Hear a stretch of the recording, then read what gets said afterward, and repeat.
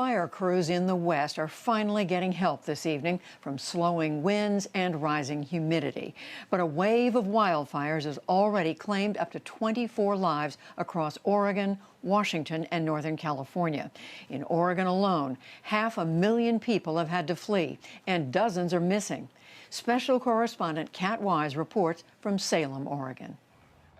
Early this morning, a team of firefighters gathered for a moment of silence in remembrance of 9/11, and then began discussing their plan of attack on the Beachy Creek fire, which has burned more than 180,000 acres and destroyed a number of small towns. These firefighters, commanders, and support staff are one of the many incident management teams that assembled during wildfire season to battle blazes throughout the West. Late Monday night, as winds picked up across the region, a fire broke out around their incident command post in the small town of Gates, Oregon.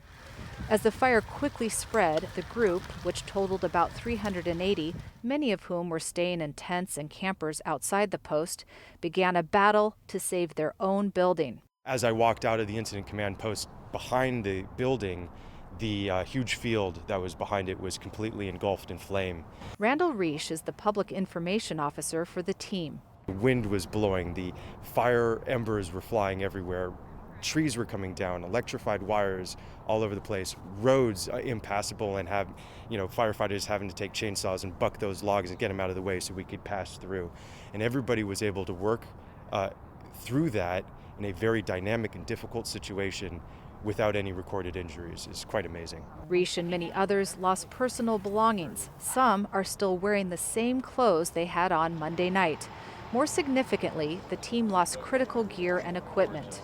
Inside the incident command post, we have IT equipment, communication equipment, printers to make huge maps so we can have morning briefings. We have audiovisual equipment for the public information staff. All of the information that is associated with an incident are kept on thumb drives and hard drives, all of which were lost.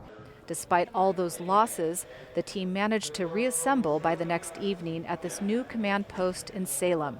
John Spencer is one of the group's leaders. This is his 36th year fighting fires.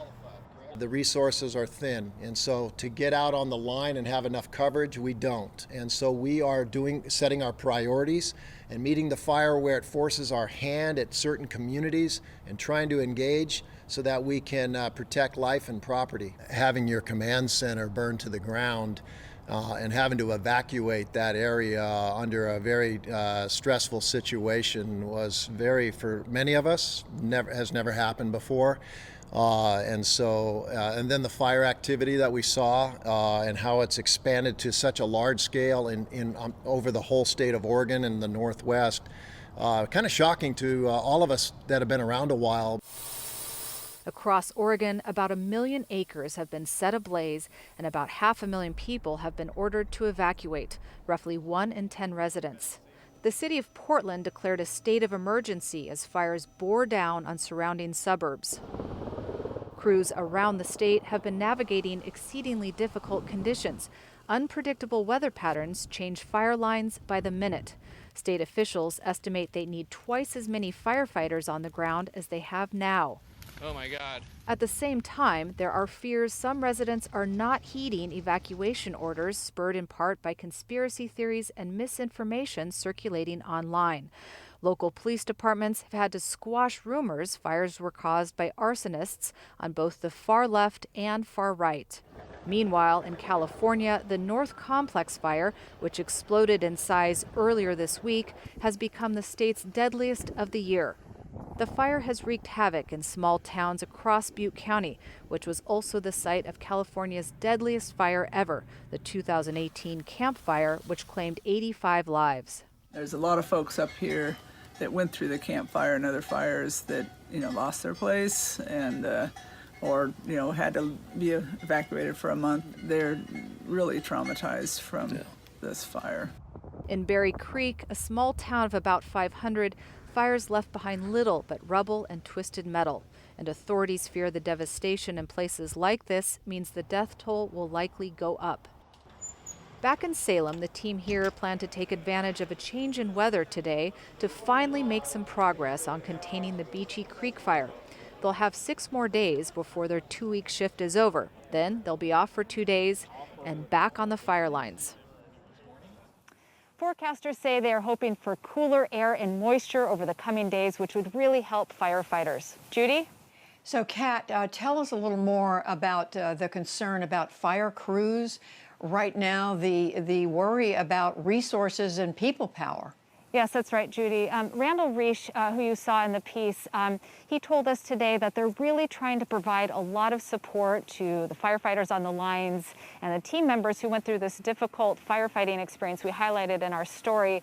But many of those team members have family and friends who are evacuated currently, and it's really taking a toll on them as they're fighting these fires. And of course, as you know, COVID is a big concern these days, and it is complicating all these firefighting efforts. Normally, at a fire camp like this, you'd have large teams working together in one room. At this command post, they have broken those teams up into smaller rooms to try to prevent the spread of COVID-19. But everyone is just trying to do the best they can during this really difficult time. And as if things weren't difficult enough, Kat, you mentioned in your report authorities are trying to stop the spread of rumors about the cause of the fires. What are people telling you about that? Judy, over the last couple of days, we've talked to several dozen people, and some people did tell us that they believed that the fires had been set by politically motivated people. One gentleman told me there's just no way that all of these fires could have been set by natural causes. But what's really important to note, Judy, is that over the last couple of days, national and local authorities have come out strongly and said that there is no basis for those claims. And they're really trying to get word out that people should trust only local officials, state officials, for information about these fires. Well, to be dealing with that, as we said, on top of everything else, makes it so much more complicated. Kat Wise reporting for us from Oregon. Thank you, Kat. Thank you, Judy.